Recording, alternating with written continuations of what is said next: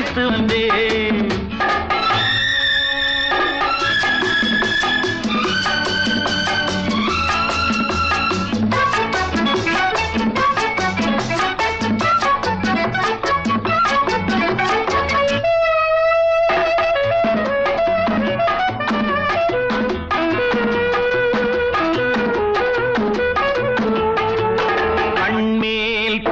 கைமேல் முடியும் கதையில் என்ன தயக்கம், மலர் கட்டிலறையில் அன்பு கிட்டும் வரையில் சொல்லும் காவியத்தில் வரும் மயக்கம். ஒரு பாதி அங்கும் மறுபாதி இங்கும் சரிபாதி